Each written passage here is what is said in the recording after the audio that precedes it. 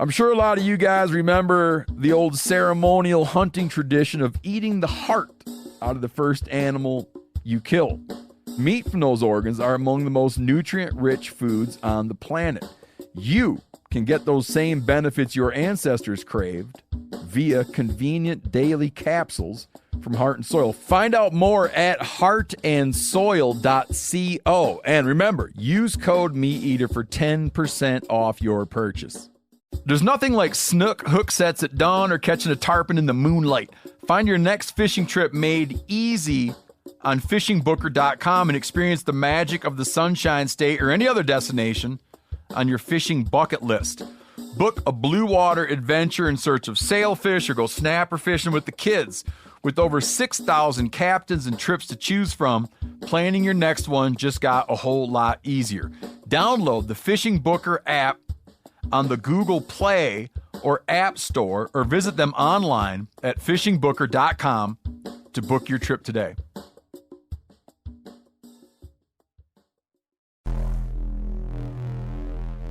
Welcome to the Wired to Hunt podcast, your home for deer hunting news, stories, and strategies.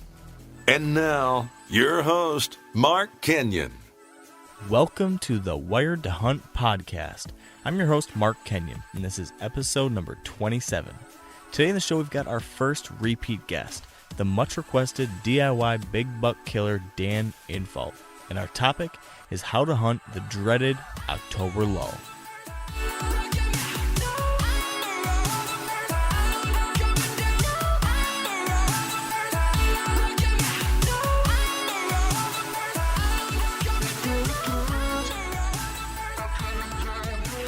All right, welcome to the Wired to Hunt podcast. Now, as you've heard me say probably 26 times already this year, I'm really excited to be here, but I might be even more so today because we've got our first repeat guest in Wired to Hunt podcast history. Big time. This is big time. It really is. And, you know, the question is, why are we having this guest on for a second time? And it's because all the listeners out there, you guys have been asking for it. I've gotten so many emails, messages, tweets, all asking to hear from this guy again, as his first episode on the show was just loaded with DIY whitetail advice. And as you know from the intro, this guest is Dan Infalt, the founder of thehuntingbeast.com, co-host of Hunting Marsh Bucks and Hill Country Bucks, and a renowned big buck serial killer. Now, with all that said, though, before we have Dan join us on the call today, we are going to talk a little bit, just you and me, Dan, about how our hunting season has been going so far. So, Dan, what's happening? Well, let's see here. My very first weekend was pretty much a bomb. You know, I already told you about all the bad stuff that happened with the doe that I couldn't find and whatnot. But so I was trying to brush all that off my shoulder. And so this past Friday, I got into my truck. I was leaving work, still really not knowing where I was going to hunt. And finally, I'm just like, you know what? I'm going to go to a spot that I've never hunted before. Can I interrupt real quick? Yeah. I want to make sure that you give credit where credit's due. You did call someone for some advice, just a little bit. Oh, yeah, I did. Yeah, I did. That was well worth the interruption, too.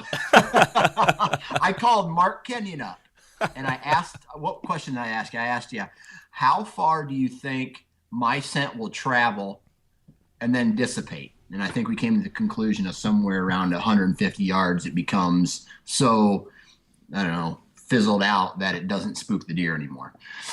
Yeah, and I mean, I think, like I said to you on Friday, I think that's obviously it's not a rule, and that's the best guess, and it probably depends on how well you're handling your scent control and everything, but at least my thought process was always, in front of what I've heard from other guys that are a lot smarter than me, is that somewhere around that 150, 200 range, give or take, if you're playing your cards right and taking your scent control seriously, you can probably start getting away with something at that point. But I don't know. That's just my 2 cents on it. But sorry to interrupt. Continue. No. That was worth it. That was worth it.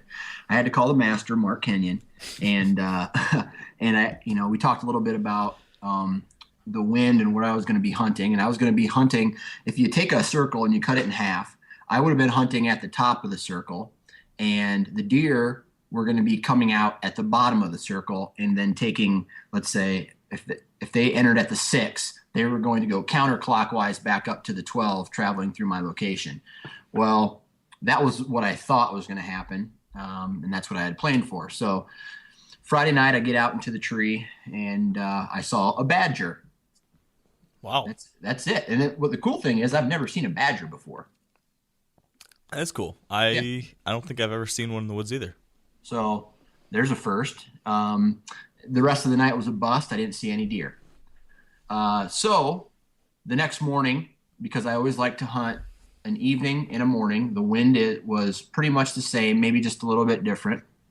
And right at first, I got in there plenty early, and the moon was pretty bright, and I watched a doe in the moonlight, way before sunrise, walk by.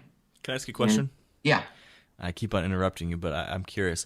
When you hunt these mornings, how early are you getting into your stand? How soon before, or how much further before daylight do you get into your stand?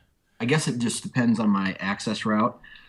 If I'm going through the timber and I'm going to be making some noise, I get in there enough time for it to kind of close down, or for everything to get settled, and then they would start coming through. And then I have other places where they're right off a road or real off a field edge, or you dump down into a drainage, and I'll get there maybe right as the sun's getting up. Enough time for me to get set up and sit down for about 10-15 minutes.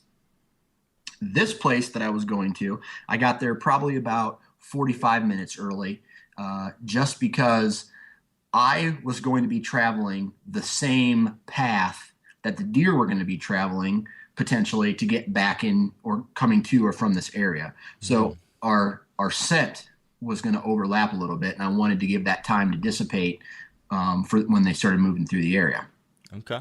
Well, sure enough, I'm in my stand. Sun's starting to come up. I can barely start seeing things. It's almost like it gets darker right as the sun's coming up. And I noticed something in the distance in the bean field, and it's a really big buck. And I didn't know who it was. And I tried grunting at him once, and he wasn't having anything to do with that. So he ended up walking away. In the meantime, 2 does worked their way into the area, and I really wanted to shoot the doe, but in the back of my head, I kept thinking, this buck might come back. So these does I'm just watching these does mill around. Then all of a sudden I hear some like beans snapping, and I look, and there's a smaller buck and then a bigger buck running right down a bean row right to me. Oh. And they were heading towards a farmhouse. So my guess is the farmer got up, started his tractor or truck, and they started working their way back towards me. So I stand up, I turn on my camera, and I'm trying to get some footage, and I got some decent footage. And I put my binoculars up. I'm like, hey, that's a big 9 who I deemed to be a shooter. He's one of those just barely makes the hit list type of bucks. And I just want to say that your classification of just barely makes the hit list is a crazy one from my perspective. Because that is a stud. That buck is a stud for 99% of guys out there. Yeah, and and I said to the guy at work, I am blessed to have really good property, and being able to make the decision to pass on some of the deer that I pass on, and I haven't shot a lot of giant deer, but I've passed a ton of mediocre deer, in my opinion, what I would consider mediocre, to allow for this age range, because I have managed property to the south of me, I have managed property to the north of me, and for the most part, the other hunters that hunt in the area that I hunt, they also kind of have the same thought as me. They're not they're at the least they're shooting a 4-year-old. Yeah. So and can I ask you another question? Maybe also add a disclaimer. Yeah. Without divulging too much information, you are hunting in a particularly good part of Iowa, surrounded by some very serious managers. So we're talking top of the chain. Right. So for you, Dan, in that area where your neighbors and people around there are top of the top when it comes to the kind of deer they're trying to shoot, what do you consider a mediocre deer that you've been passing up on? Oh, I mean, without sounding cocky, because I mean, in the industry, and it's sad that it has to be like this, you start talking about sizes and what you've passed and whatnot, people think you have an ego. And you know me, I don't think I have one. But I passed, a couple years ago, I passed 145, 150 inch 8-pointer. Wow. And he was probably a 4-year-old. Now, the next year, he turned into a 175 inch, like 10-pointer with junk all over. So that justifies my actions. Okay. So that year I passed that buck, I ate my tag. Yeah. Now, I'd rather go for a really big mature deer, in that 4 or 5 and older category than have to sit or than kill something, which I've seen firsthand, not only on show cameras, but from the stand. Like when I pass 150 inch 8-pointer and the next year blows up to 175 as a 5-year-old, I mean, why wouldn't you do it? I don't know. I'm not the kind of person who is, I need to have a ton of deer on my wall. Number one, my wife wouldn't let me. And number two, it's just like, I don't know. You got to give a deer a chance to reach their potential. And some people can do that. Some people can't. I'm just blessed that I have the opportunity to do that. Yeah, I think it's all about your different situations and what makes you happy. And for Right. you are in a situation where you are blessed to have opportunities at a lot of really good deer, and you can make that choice to say, okay, this is what makes me happy, and this is what I want to work towards, and I can do that. And at the same time, there's probably some guys in South Carolina or something who see a 110-inch buck, and that gets them really excited, and that's the deer they're targeting, and that's cool too. So Right. I love the fact that everyone can have their own different thing and what works for them. Right. And my stepdad and the rest of my family, well, I got an uncle. He moved to Kansas 5 years ago. 4 years in a row, he shot a booner every year, a deer over 170. And Wow. one of them was 211 inches. Good night. Yeah. So we're gonna exclude him from the conversation. But the rest of my family, if it's brown, it's down, and they hunt in the same areas that I hunt. So it's just a matter of what makes you happy. Yeah. That makes them happy, and this makes me happy. So Yeah. It's a beautiful thing. Yep. But back to the story. Yes. Buck comes in, the big 9-pointer comes in. I would put him somewhere around the 145, 150, and everybody's going to be able to see the footage. I don't know if I'm going to do it Wednesday or Thursday. I'll post the footage, and everybody will get a chance to look at it. But it's not that I say, because I text you and I said, hey, here's the deer I passed this morning. Yeah. And I really don't want to call it a pass, because they were coming right towards me. And I did something in the tree where the younger buck kind of caught me moving, and he looked up at me, but it was one of those quick looks, and then put his head back down and started walking kind of a loop around me. Well, what the big buck did was he saw this buck change his course, and instead of walking and taking the same course the smaller buck did, he angled off to where the buck was going. And what that did is it put him, and I think when I ranged the spot that he was at, was somewhere between 42 and 45 yards and quartering away. Okay. And for me, that gets to my range, especially when the deer is quartering away. Okay. So two things happened. One, the deer was kind of what I would consider a teeter-totter buck. And two, he was at a less than perfect angle for the shot. So the other third one was I really had to watch my movement, because remember, I had 2 does in the area behind me.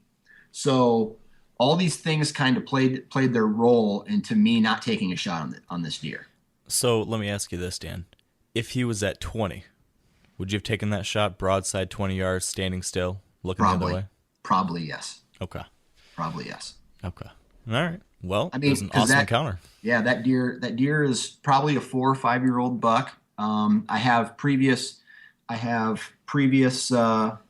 pictures of him from previous years, and he's going to be a 9-pointer probably the rest of his life. And you know that people say, hey, if you're not going to take a shot at a deer the very first day of the season, then you shouldn't shoot him the last day of the season. But this is one of those scenarios where I didn't have the optimal shot, so I didn't take it. Fair enough. You never should push it if you don't feel comfortable. That's right. Now, let's see. Sunday morning, or that was Saturday morning. I'm like, okay. So I went back to the stand Saturday night after I watched Iowa totally dominate Indiana. And, congrats on that. Yeah, thank you. And then I get back up in the stand, and I see 2 does way in the distance. And then probably 30 minutes before last light, probably 100 yards away from me in this strip of grass that cuts right between 2 bean fields, a giant 10-pointer stood up, and he had a ton of mass. I think there's a potential it could have been Mark Kenyon. Ooh. But I saw a lot of mass, and it was kind of right at last light. So, and he was walking away from me. So I really didn't get a chance to observe exactly who he was. But as soon as he stood up, I knew he was a shooter.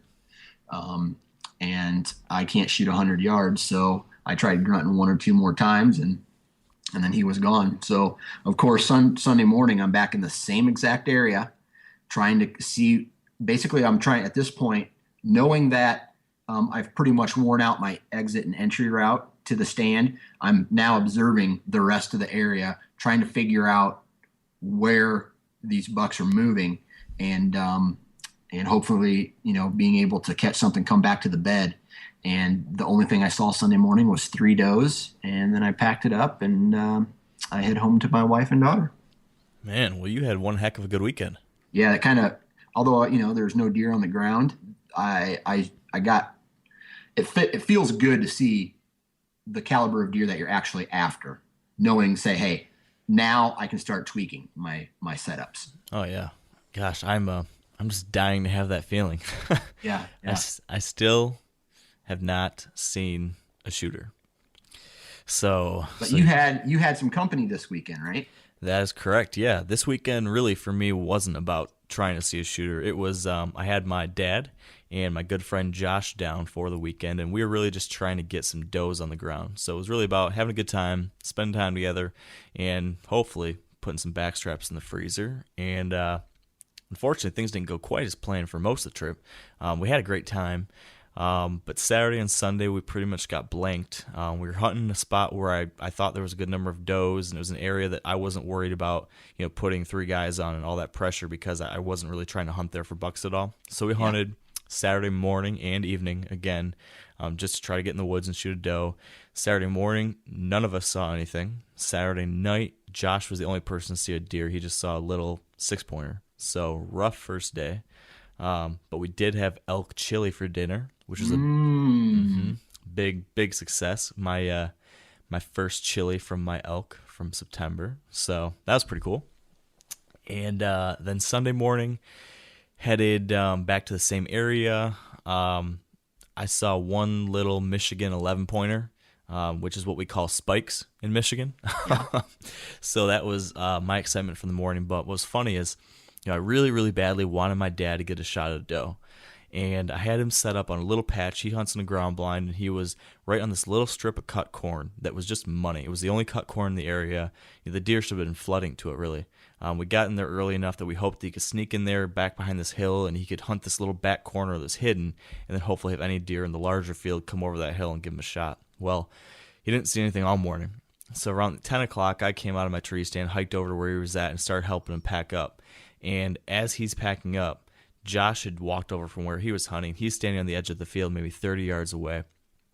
And I turn to look at Josh, and I just start seeing him do this kind of hand motion with his finger, like pointing over my back, like really aggressively, and just kind of signaling, turn around, look.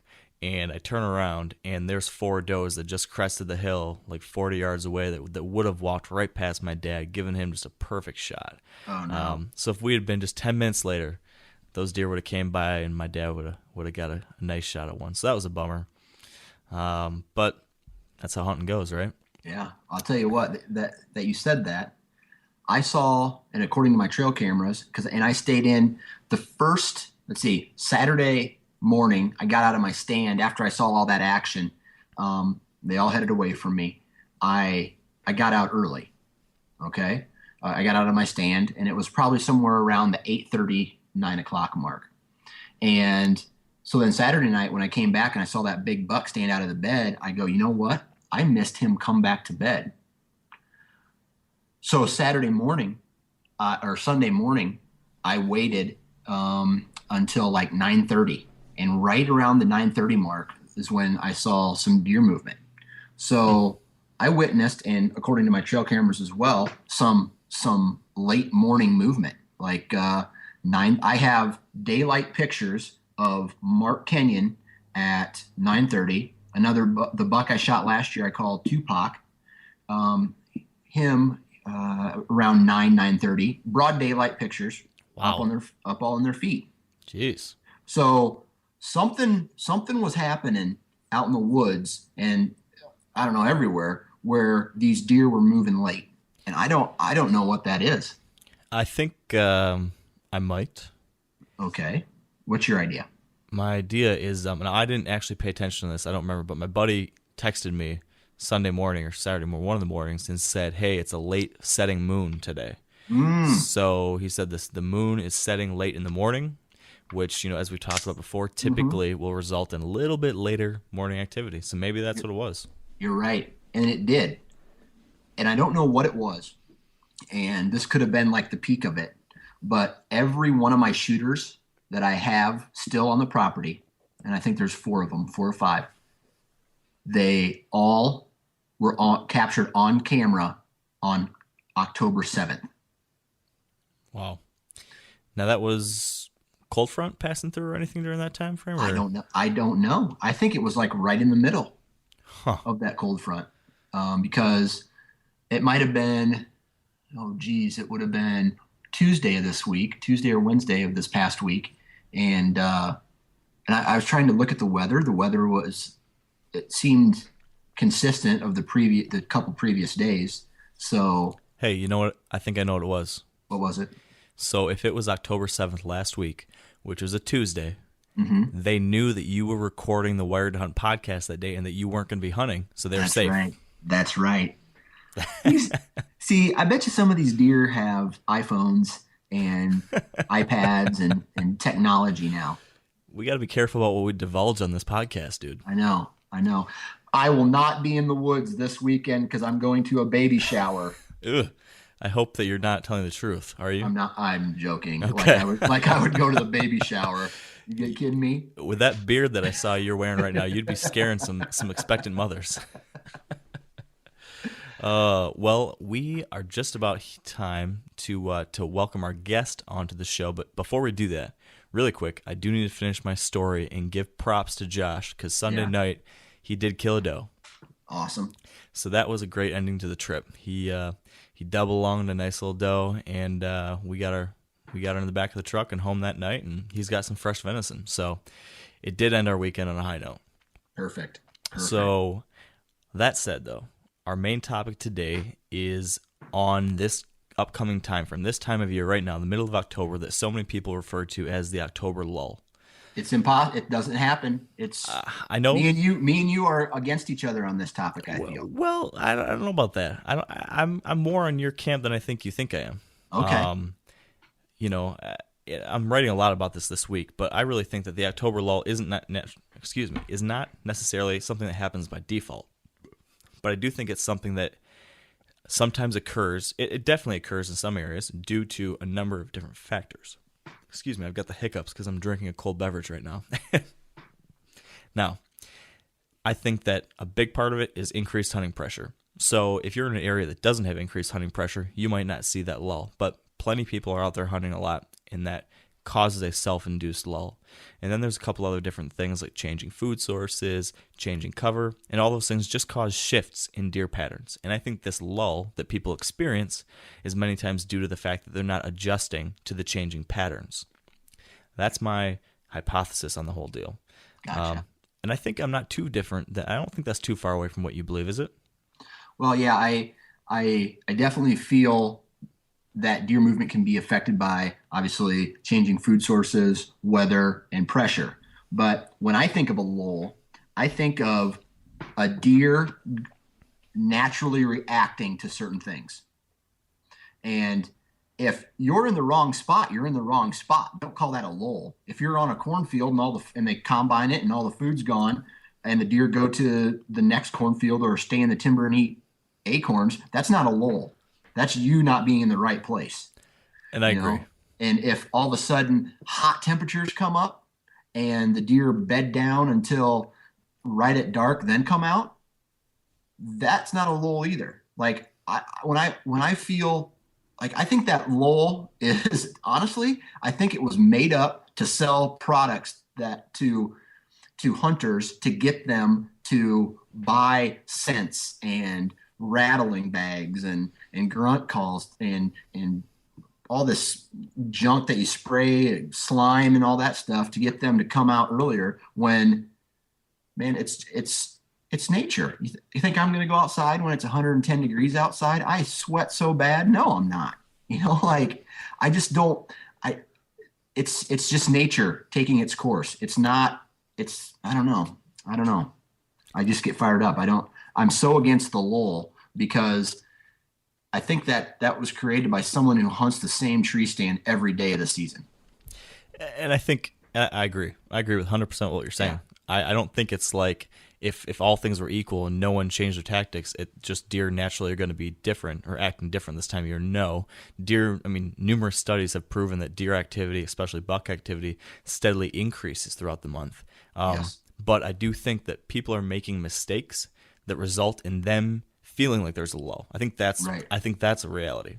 I agree with that. And so I think that as I'm talking about the October lull, that's what I'm referencing.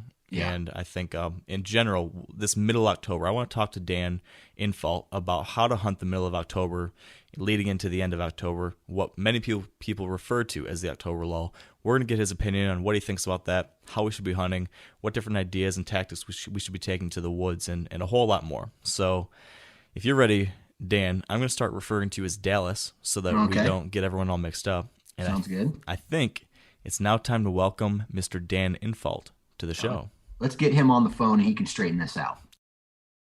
All right. Well, welcome to the show, Dan. Thank you. Glad to be here. Yeah, we are, as we mentioned in the kind of beginning of this podcast, we're just really excited to have you back on the show. I don't know if I've actually told you this, Dan, but we have gotten more emails, messages, and just feedback on the first episode you joined us on than anything else. People really enjoyed hearing from you on the different tactics that you're taking into the whitetail woods. So we're just thrilled to have you joining us again and to pick your brain, especially during the hunting season, to figure out, what we need to be doing in the woods. So thanks for being here. Appreciate it. Yeah, and that being the case, as we discussed a little bit ago, the main topic for our conversation here today is going to be hunting this mid-October time frame, that many people refer to as the October lull. But before we dive into that, I know that you're actually doing a lot better when it comes to hunting this season than me or Dallas, because I believe you have 2 bucks on the ground already. Could you share with us a quick story about how those 2 hunts went down? Yeah, I think a lot of people look at my success and think that it's, solid action, and it's not. I do a lot of hopping around, a lot of sitting and seeing nothing. But I'm hopping from bedding area to bedding area at this time of the year, early season through October, mid-October. And early season, the first hunt I went into public land, which was like 3 days into the season. I went to one of my favorite spots where there's usually something good holed up, and I wasn't disappointed. I had several bucks come past. They all came out of the same bedding area as a bachelor group, and all of them were in velvet, but the velvet ones were all a little too small, and I shot one that was out of velvet. And then it, got slow again, and I just took one again the other day. And that one, I went on a blind hunt, a place I've never been before. I went back there via maps, and real remote, about 2 miles from the truck, and took a buck on the first sit in that tree. Now, a lot of you guys are familiar with the old hunting tradition of eating, some organ, the heart or a chunk of liver off the first animal you kill. I had that when I was a little kid, and it was a big deal. Organ meats were always prized by frontier people who knew the importance of getting a lot of different minerals and nutrients. And as often is the case, those guys were onto something, because organs are among the most nutrient-rich foods on the planet. And you can get the same benefits your ancestors craved via convenient daily capsules from Heart and Soil, made exclusively from regeneratively raised, grass-fed, and finished cattle. Heart and Soil's unique freeze-drying process means all those important nutrients are trapped in, ensuring you experience every one of the benefits of nature's superfood in a clean, convenient, taste-free capsule. Find out more at heartandsoil.co. And make sure to use code MeatEater for 10% off your purchase. That's heartandsoil.co. Use the code MeatEater. There's nothing like snook hook sets at dawn or catching a tarpon in the moonlight.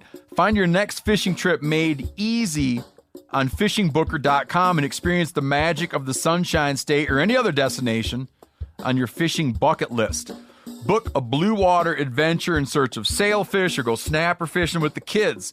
With over 6,000 captains and trips to choose from, planning your next one just got a whole lot easier. Download the Fishing Booker app on the Google Play or App Store, or visit them online at fishingbooker.com to book your trip today.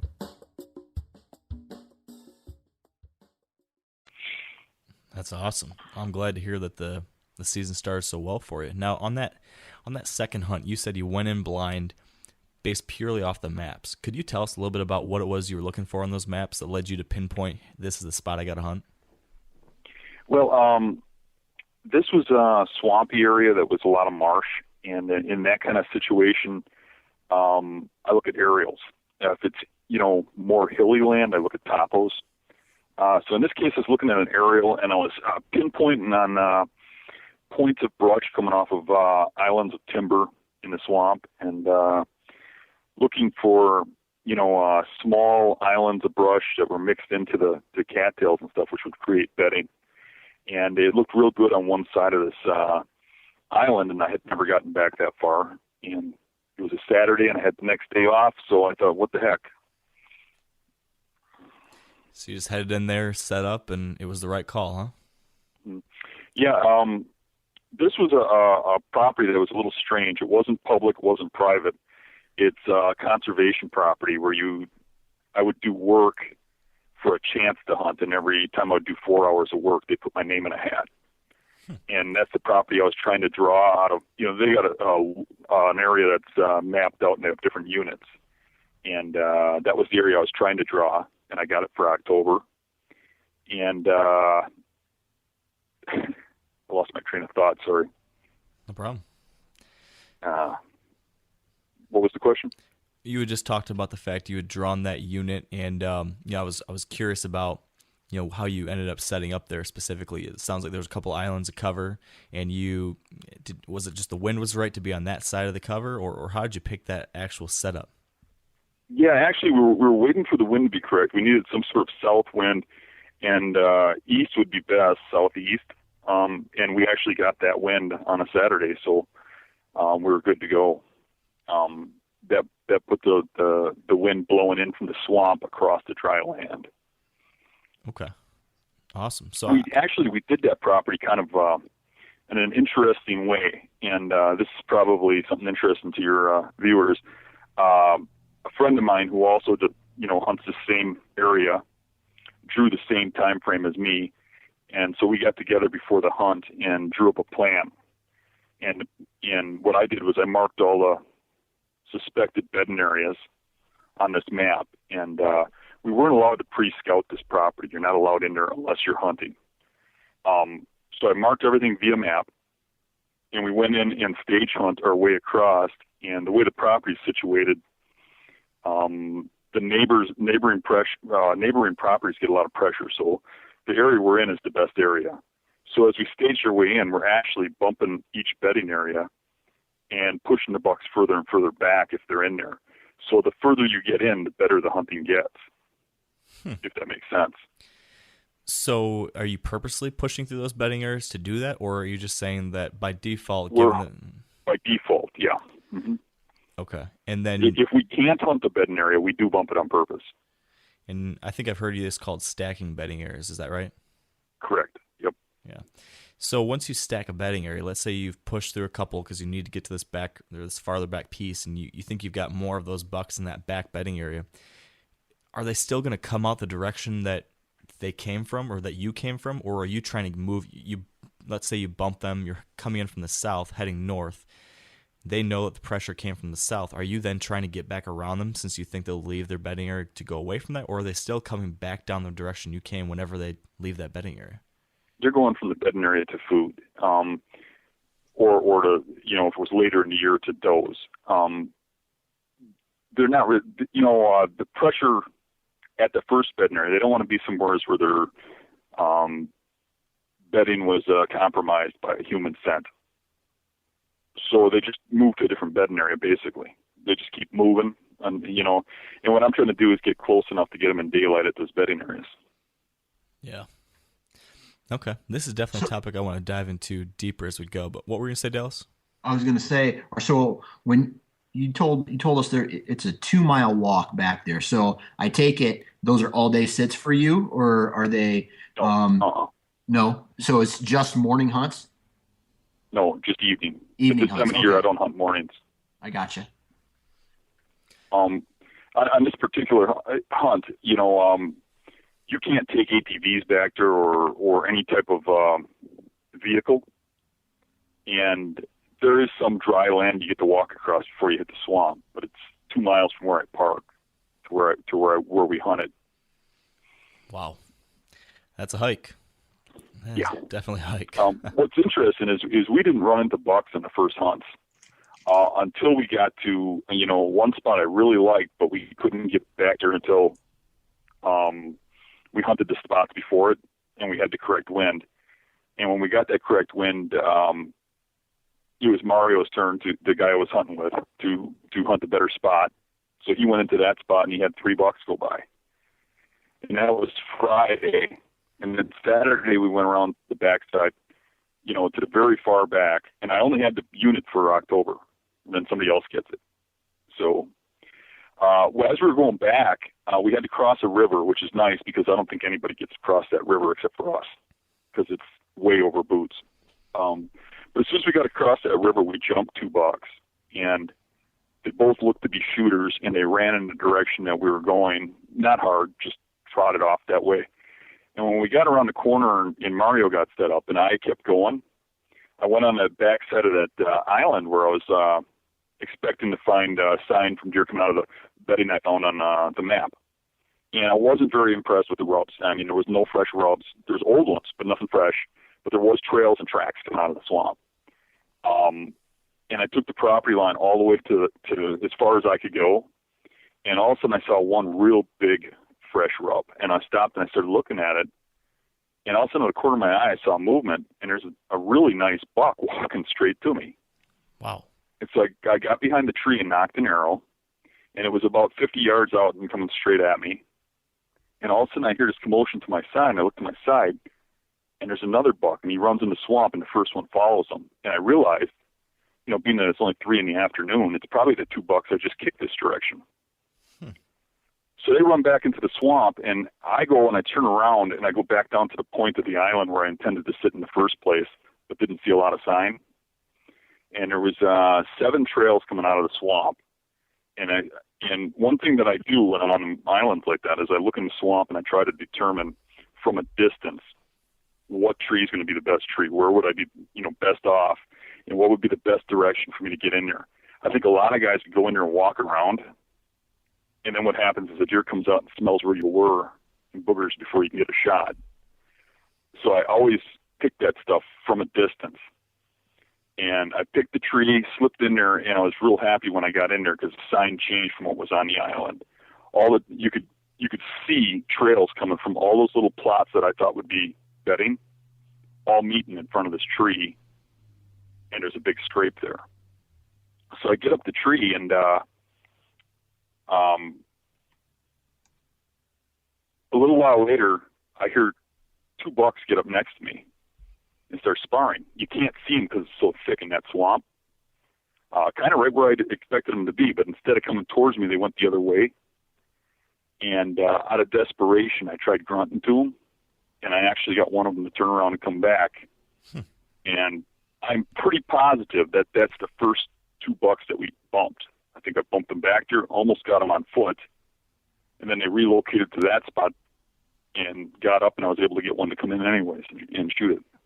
Wow. And so that the one you shot was the one you grunted in? Yep. Mm-hmm. Wow. Sounds like a heck of a hunt between the close call on the ground and then grunting one in deep there in the swamp. That's quite an experience, I imagine. Yeah. Well, that's awesome. Well, a lot of the stuff you just talked about there, I think we want to dive into. But I want to take a step back here real quick to get started, because this time frame, this middle portion of October, lots of people refer to that as the October lull. So me and Dallas were just talking about this, our different opinions on this, but I want to hear from you, Dan. Is the October lull, is that fact or fiction? I would say it's somewhat fact. Somewhere in the middle there. I mean, you do get less movement in daylight during this time frame. I think it's starting to pick up now, but during that early October frame, I think that you do get less movement, but I don't see a lull because I'm pushing those bedding areas. I'm still getting them, in daylight, seeing them, but I'm definitely seeing them closer to the edge of darkness. And a lot of the bucks I am seeing that are good bucks during that time frame are only getting 75, 100 yards from those beds. So I think where most people are seeing a lull is they're sitting over food plots or food sources, or acorn patches or stuff like that, and they're seeing less movement in daylight. I'm still seeing the same amount of movement at that time frame. I'm just seeing it later in the day.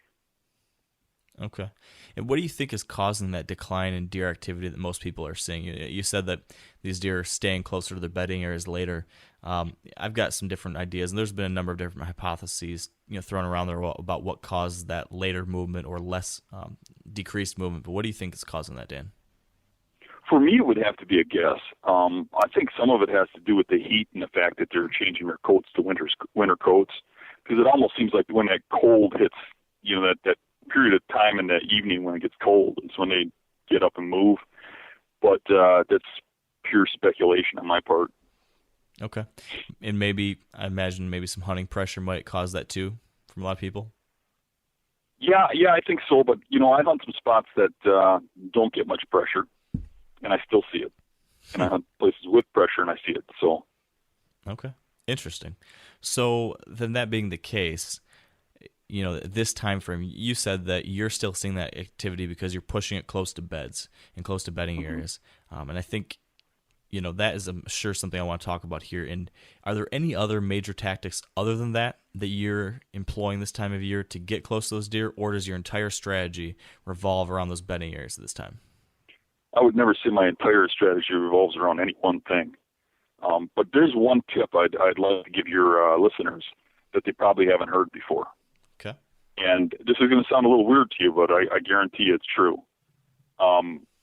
Right around the first week of October to the second week, maple leaves, when they first start turning orange and dropping, when they just first start dropping, they have a bigger draw than acorns. But you have to have isolated maple leaves. Them things hit them like you wouldn't believe. I think they get a sweetness or something when they first die, when they start dropping. But they're a huge draw. I first learned that from Andre D'Acquisto. He told me that when we were on a hunt one time, and I really paid attention after that, and he was dead on. I've observed it many times in moving to these little maple patches. Wow. That's definitely something I never thought about. I got a maple tree in my backyard. Maybe I should hunt in my backyard. tonight. How close is the bedding? Probably a couple miles. So that said, then let's cycle back to the bedding area topic, because I think there's a whole lot we could talk about in this, and we talked a little bit about it back in March or April, whenever we chatted with you the first time, Dan. But I guess let's start at the highest level and then just keep on diving deeper. Can you give us a high-level overview of what you're doing when it comes to hunting these bedding areas? When you're heading in for a hunt, what are you thinking about? Why are you doing it? And how are you setting up? Well, there's two different ways I go in on these bedding areas, and the best way is if I've pre-scouted it and I've gone in and, say, January, February, and really taken a good look at this bedding area and looked at how the deer stage and looked from their perspective at how to set up. That's the best scenario, because then when I go back and I go in for the first time and hunt, I've got a really good shot at killing them. The second scenario is I haven't hunted the area, and like this last buck, I'm going in and I'm guessing on the bedding. I think I do a little better than other people on that aspect, because I've been looking at these beds for so many years that I have a good knack of reading them, if you know what I mean. But those are my two main scenarios, is guessing the bedding or knowing it from previous scouting. Okay, and so how about let's talk about that first scenario, and then I really want to dive into that second scenario too, because that might apply to people at this point who maybe are just trying to figure this out as they go. But for someone who already has these bedding areas scouted out, let's say like you already have a whole lot of different bedding areas across numerous properties that you plan on hunting, how do you have those prepared? Do you have stands hung up? Or I think from what I remember, lots of times you're setting up on the go. But can you talk to us about how you are choosing which ones you're going to hunt on a given day, and then when you're heading in, and what do those setups look like? Okay, well, some of the bedding areas are based on acorns, or corn or some food source. And if you know that food source and know when that food source is available, you know when to hunt it. Some, I don't have any idea why they're bedding there, except for that it's a good bedding area. And I got to kind of, go in and check it out and maybe give it a hunt in September, maybe a hunt later in October, maybe a rut hunt, and try and figure out when they're there.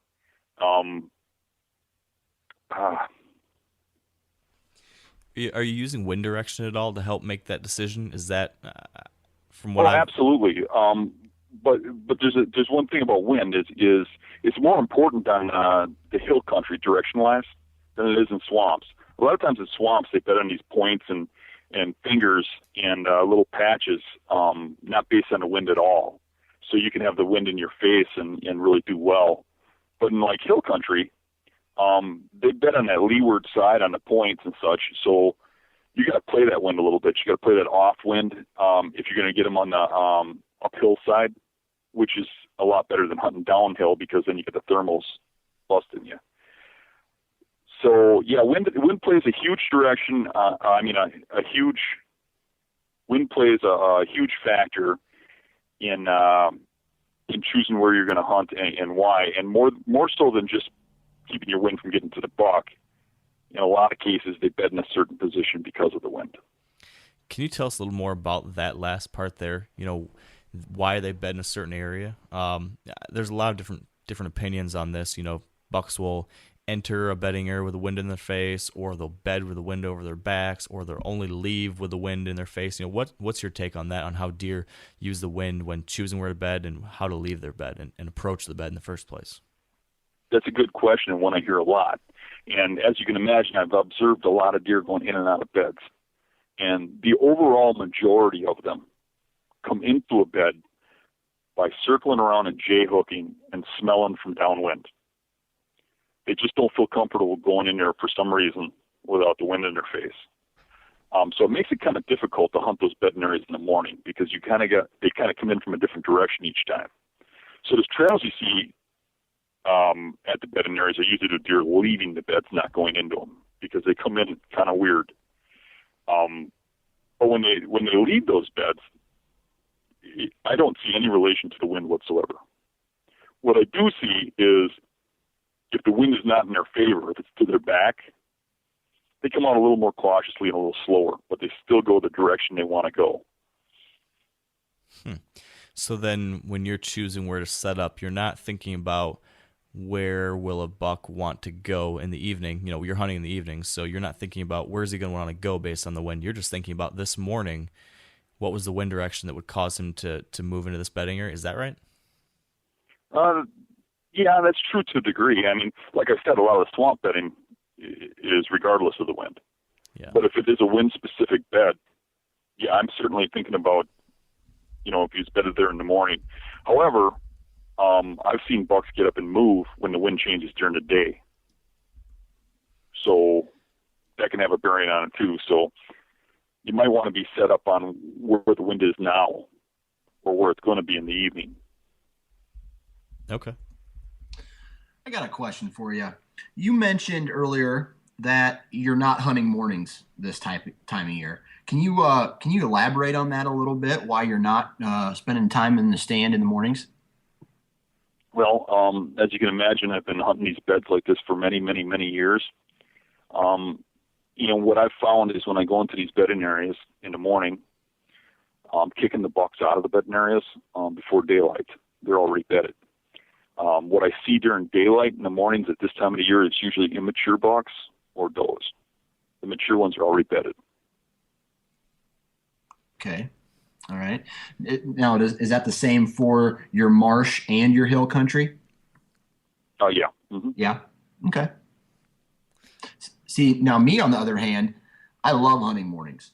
And, but like, unlike you, I'm not a huge bed hunter, right? I like hunting transitions between food and bedding in the mornings. And that's where I had my success this weekend anyway. Although I didn't kill, I still had an encounter with a pretty good deer.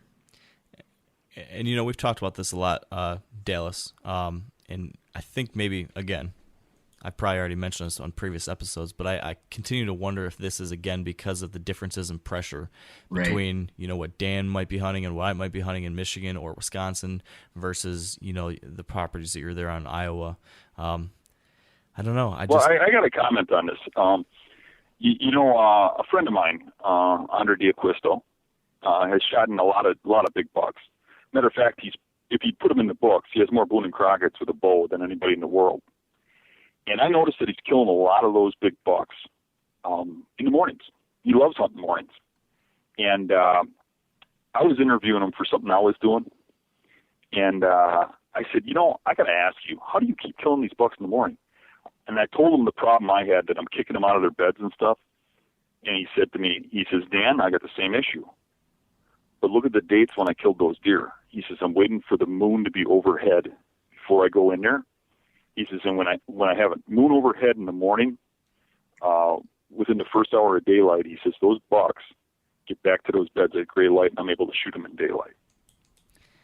I'm really glad you brought this up, Dan. So they're coming back to the beds later than they normally would? With the moon overhead, yeah. Okay. Or underfoot. Okay.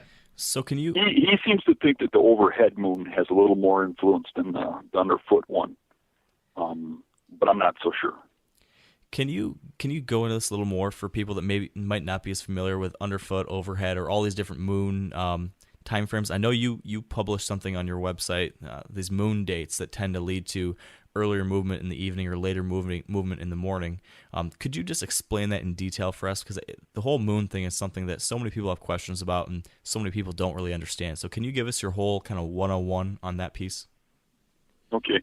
I don't understand why they do it, but I have seen plenty of evidence that I know that it goes on.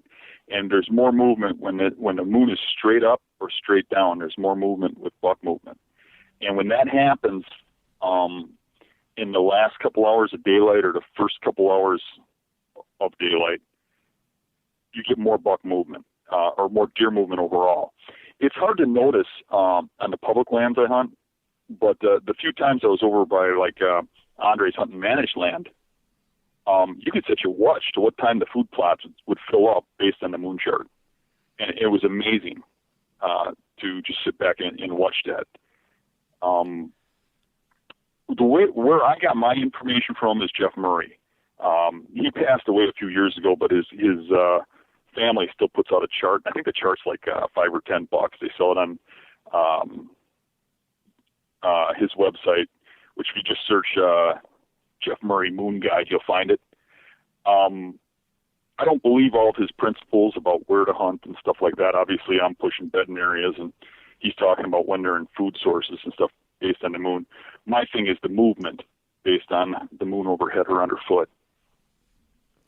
And so this chart, what is this chart showing? Is it showing you? It's just telling you the times. It shows you the time frames that the moon is overhead and underfoot, the dates, and it gives you.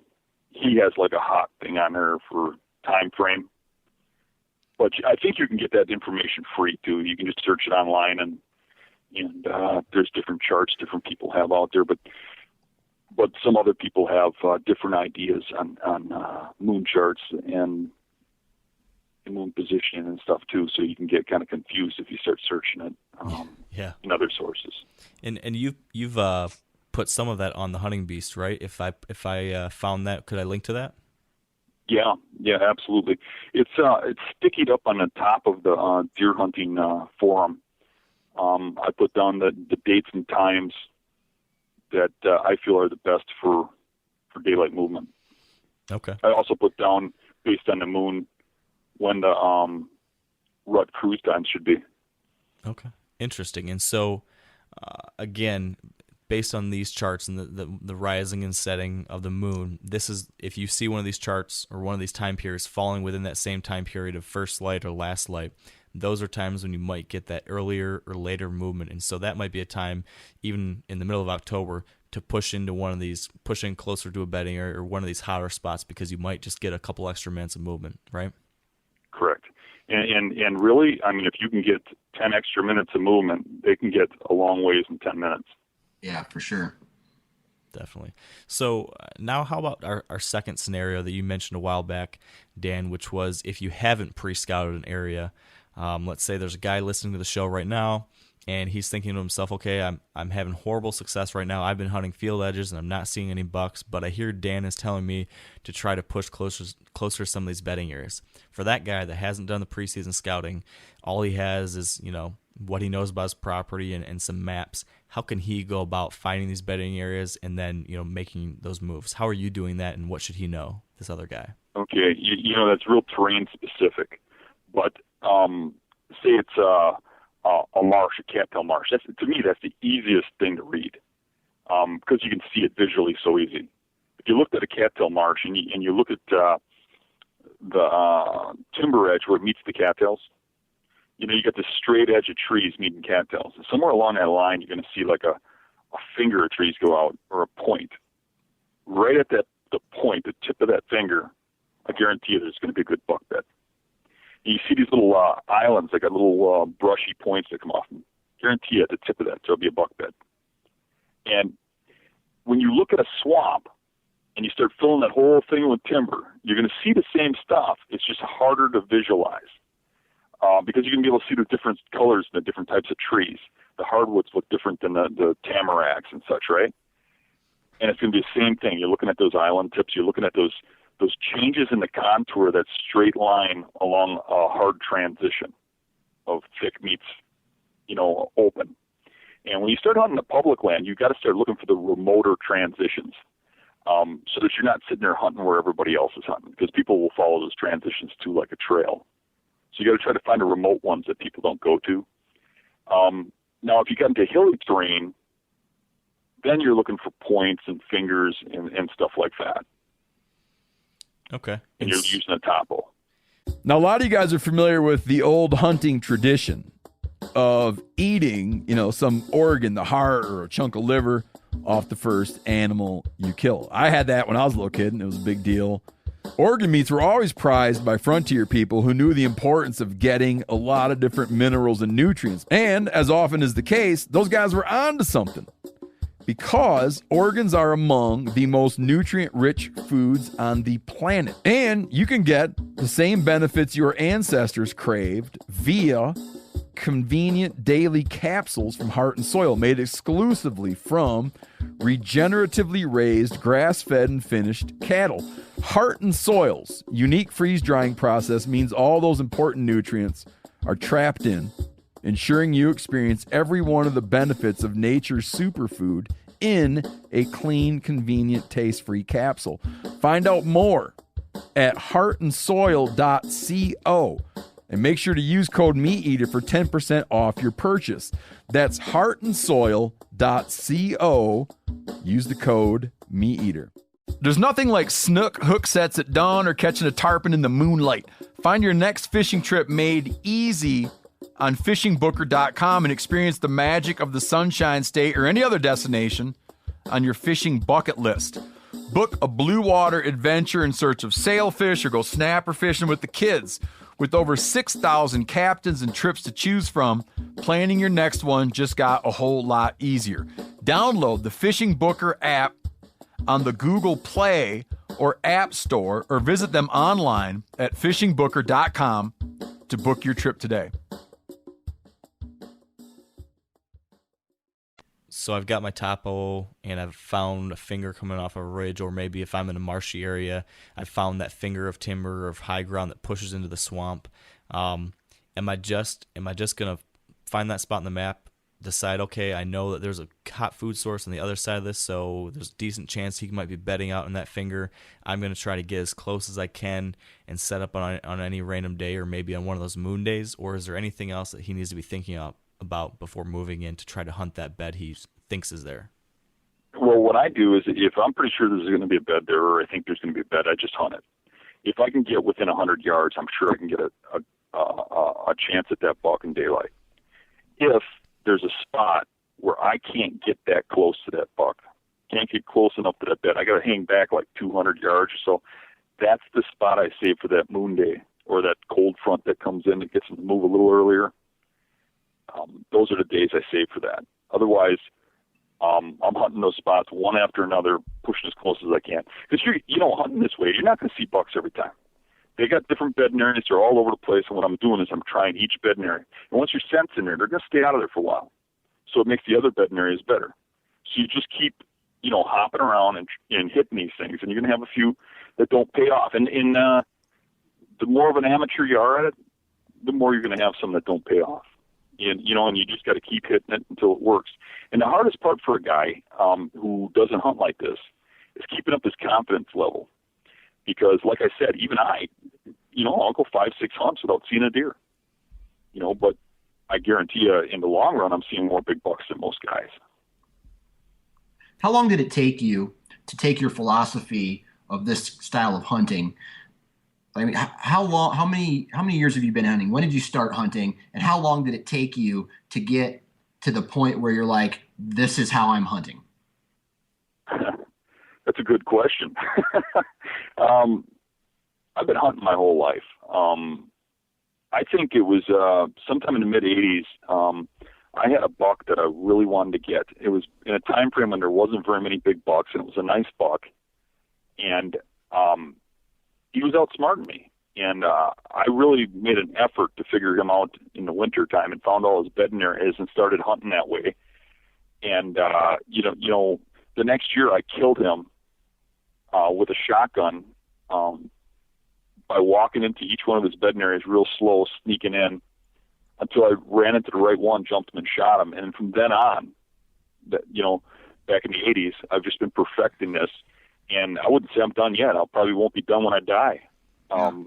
It's just a continual progression. You just keep getting better. You keep learning things. And I like to think I learn something every time I go in the woods. Yeah, that's awesome. And that's definitely something that we want our listeners to take into consideration, is that you don't just become the perfect hunting machine. It's an evolution, and it's never ending. Correct. Yeah. So true. So something you mentioned got me thinking about another question. You talked about how the fact that you were walking into this buck's various bedding areas, pushing him a little bit until you found the right one he was in. How many different bedding areas do you think a buck has? I think that it varies greatly. I think different bucks have different personalities. And that particular buck lived in an area that was about a square mile and probably had about 20 different spots that he bedded. But in that same particular area, I shot a real big buck a couple of years later that I was having a real hard time with because he went way outside of that 1 mile area. He covered all those bedding areas and more. And that's another thing your viewers or your listeners might be interested in, is a lot of guys think they found a buck bed that they think they're hunting that buck. Those buck beds get used by all different kinds of bucks. That bed is there because of a specific terrain reason, and a specific reason that with scent or something. They pick the exact spot. There's nothing random about a buck bed. And if you get a bed and you kill a good buck out of it, there's a good chance you'll kill another one out of that the next year or even later that same year. The buck I killed the first weekend of this season, I've killed about 6 or 7 big bucks out of that bedding area, and that's on public land. And they get up out of that same bed, the same spot. I actually got to the point where I'm watching that bed waiting for him to rise. Wow. So do you think that even, let's say there's a big buck and we think he's bedding here, will a new buck start bedding in there even if that original buck is still around and using it, or will it not be until that buck is dead or gone that a new buck will start using it? Absolutely. Different bucks use those beds all the time. And there's actually what I call satellite bedding. And if you have a really good bedding area that's one of the main ones, more than one buck will want to bed there. And whoever the kingpin is gets to pick the good spot. And if he gets there and there's a smaller buck there, that smaller buck will have to move. And if smaller bucks get there afterwards, they got to, back out. And what happens is they bed around in a radius, around this bed in like spots that aren't quite as good. And that gives guys problems too. Sneaking in there, you're kicking up other bedded deer that'll kick up your buck that you're after. And how big of an area are these bedding areas where there's the kingpin and then maybe a couple satellite bucks? Is this like a 2-acre area, or are we talking like a big chunk of thick stuff? Or how large or small of an area? Usually about an acre or so. Sometimes smaller, sometimes bigger. But a lot of the best ones I can think of off the top of my head are about an acre in size. Okay. Do you ever get a situation where several mature bucks will be bedding in an area like that? I've always assumed that when it comes to mature bucks, you're talking they're not going to want to be bedded too closely during, the later portions of the hunting season. Of course, during the summer, early season, there'll be bachelor groups. But once you're into October, I always assume that if there's a mature buck bedding in here, there probably won't be another big buck bedded for a decent distance. Is that what you've seen or no? That is pretty accurate. I mean, there's always the occasional exception. But for the most part, from mid-October through November, you don't see mature bucks bedded together. Occasionally, for some reason, I'll see young bucks that bed near the big bucks, but it must be that they've accepted their dominance level or something. But the big bucks, you're right. I do see them early season and late season bedded together, but round rut, usually not. They're usually separated. Okay. So slightly on topic, slightly off. In-season scouting. I think this is something you do a lot. Can you tell us a little bit about, what kind of in-season scouting you're doing and what you're looking for? Okay. I like to follow transition lines, and I like to do it with my stand on my back. And the reason I do that is because when you find that hot sign, you need to sit it when you find it. And the reason I follow the transition lines is because it's usually along the bedding. The bedding's on the thick side of the transition. So I'm looking for good sign coming out of the thick areas that I think are bedding. And then I set up on it and wait for the buck to come out. If he doesn't come out, the next day I start where I left off, go until I find sign again. So you're another way I scout in season is I have a destination in mind. And this happens a lot, and I've actually killed a lot of bucks doing this. I'm going to hunt this spot, this stand. I haven't been there yet. I'm thinking that's where I want to go. So I'm heading there. But I'm scouting my whole way in. I got that stand on my back anyways. So I'm like, I got to check the edge of this. I got to check the edge of that. And in a lot of cases, I don't make it to where I'm going. And I end up someplace else because there's good sign coming out of either a known bedding area or some area that I think might be bedding.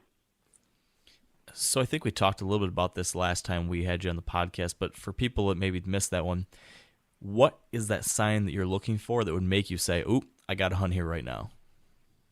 The main thing for me is tracks. I mean, if I see big tracks, you can drop 4 fingers in it.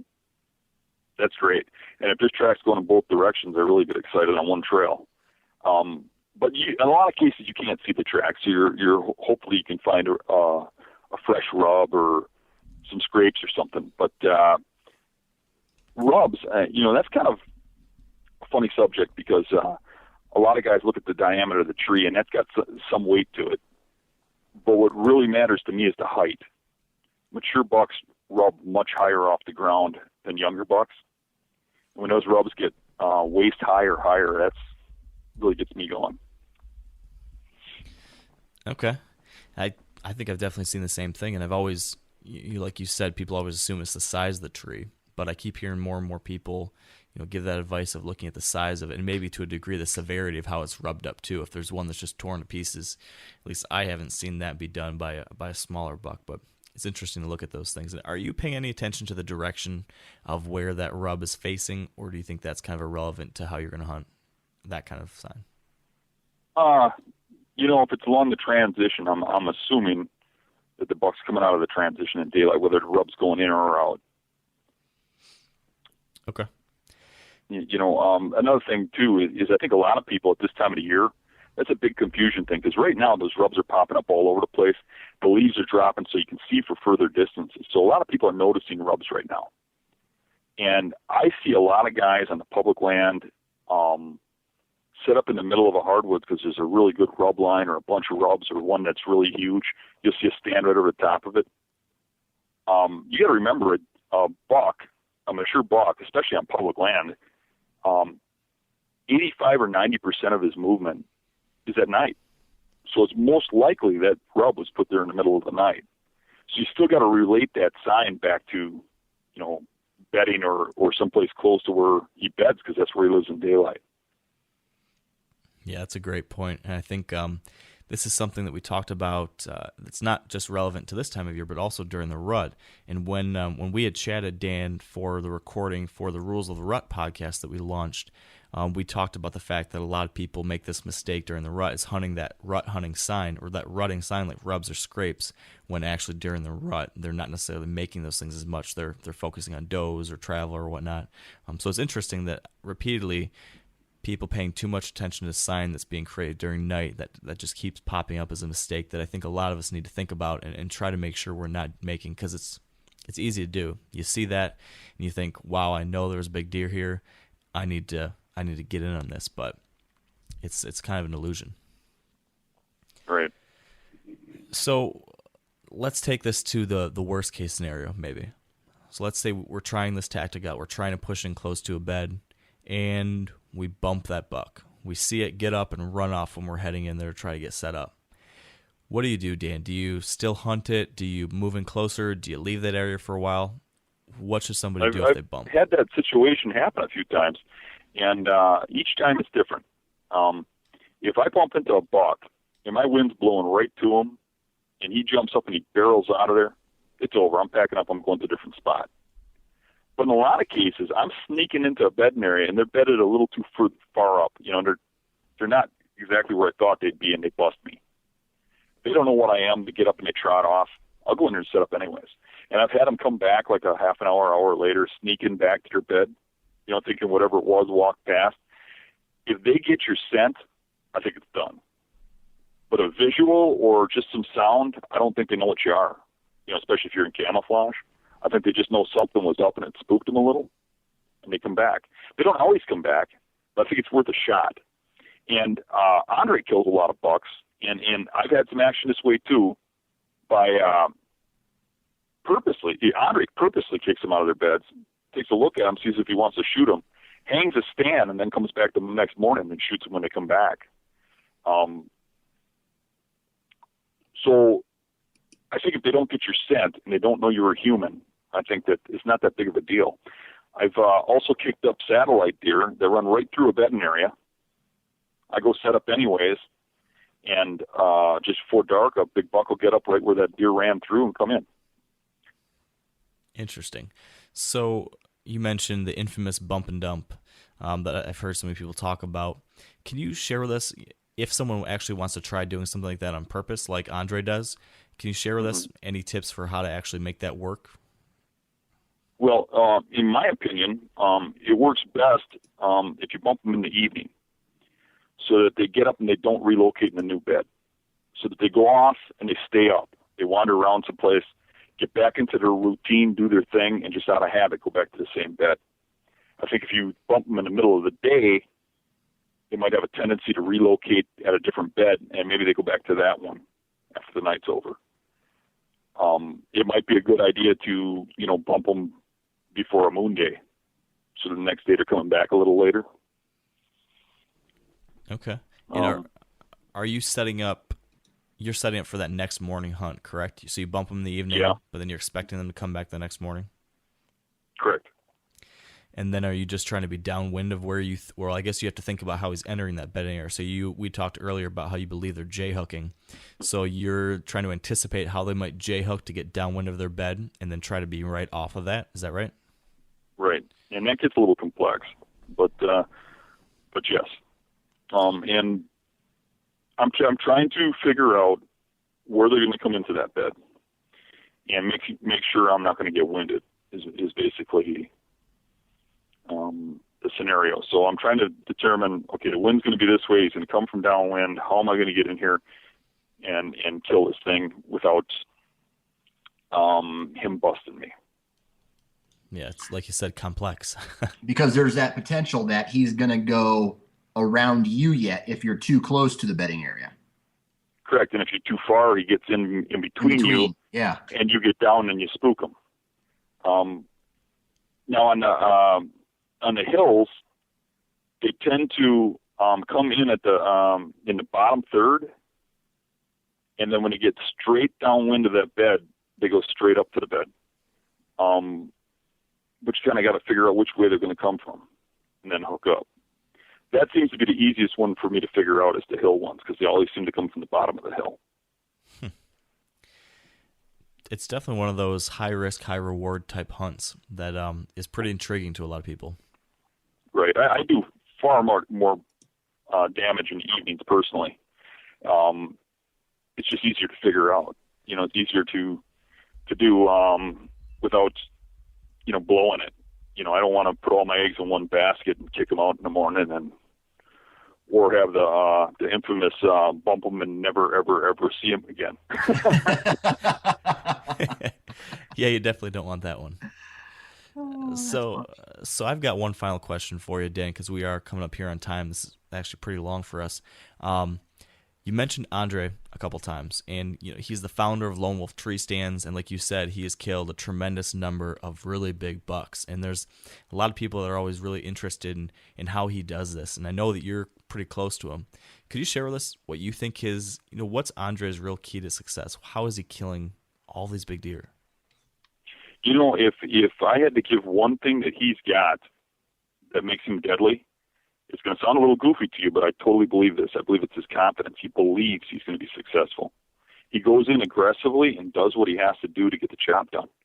And he is so confident in what he's doing that it works out. It comes through, Yeah. I kind of think that applies to a whole lot of different strategies when it comes to if you're really confident in your setup or what you're doing that given day. I think you're just that much more inclined to pay attention to the details while you're out there hunting. You're that much more likely to do everything the right way that night because you think this can actually happen, rather than those days where you think, it's just a random sit, and you might get lazy with things. So I wonder if that has something to do with it. Another thing about him is I've known him, half of his life before anybody even knew who he was, when he was, working out of his garage and such. And he has never been one to pick up a hunting magazine, turn on a show, watch a video. I don't think he even relates to any of that. He figures everything out on his own, so he doesn't learn everybody else's mistakes.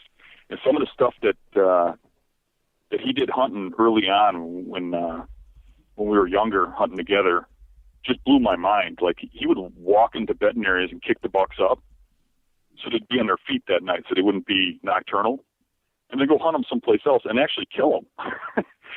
So, I mean, he learned all that stuff on his own without getting that, the misconceptions that are out there in his head. Interesting. I know I really enjoyed the segments where Andre had talked on your videos, sharing some of his tips, and it's always one of those people I think people are just kind of fascinated with how he's been hunting and how he's had so much success. So that's really interesting to hear your perspective on that. So Dallas, do you have a final question for Dan here before we wrap things up? Yes, I do. I'm actually online right now, and I typed in your name in Google, and I'm looking at some of your pictures here, and I want to know, how much money have you spent on taxidermy? Quite a bit. Yeah, I mean, if I put all those mounts in my house, I wouldn't have pictures for my daughter, room for my daughter's pictures. He's done pretty good, hasn't he? Oh, that's a lot of deer. And they're all really good bucks.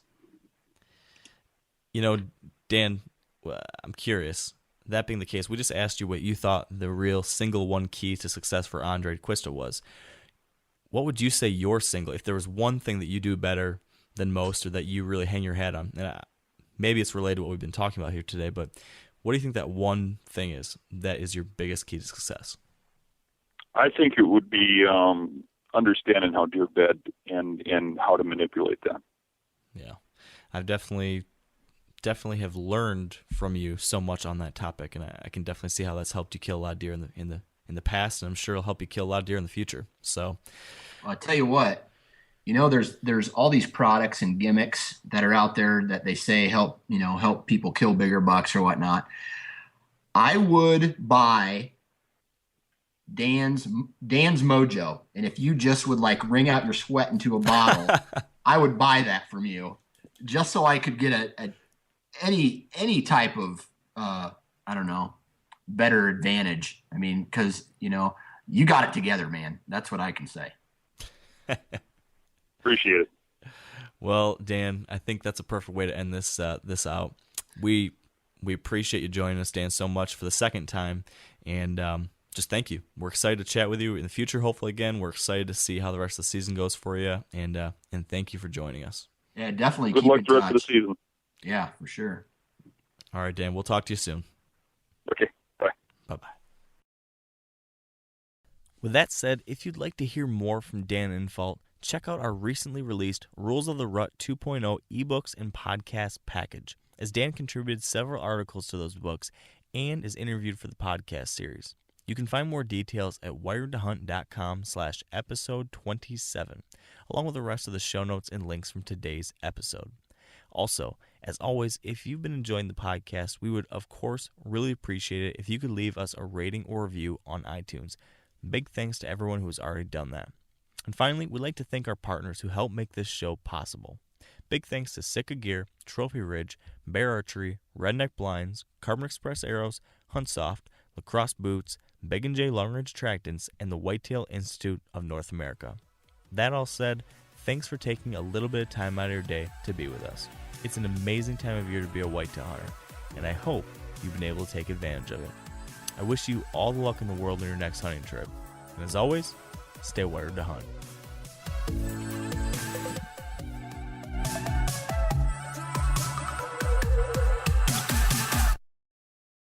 I'm sure a lot of you guys remember the old ceremonial hunting tradition of eating the heart out of the first animal you kill. Meat from those organs are among the most nutrient-rich foods on the planet. You can get those same benefits your ancestors craved via convenient daily capsules from Heart and Soil. Find out more at heartandsoil.co. And remember, use code MeatEater for 10% off your purchase. You ever get that feeling the walls closing in, the concrete jungle suffocating you? You crave some wide open spaces, the chance to connect with nature, maybe in a spot all your own. Well, head over to land.com. They've got ranches, forests, mountains, streams, you name it. Search by acreage. You can search by location. You can search by the kind of hunting and fishing you're dreaming of. Land.com. It is where the adventure begins.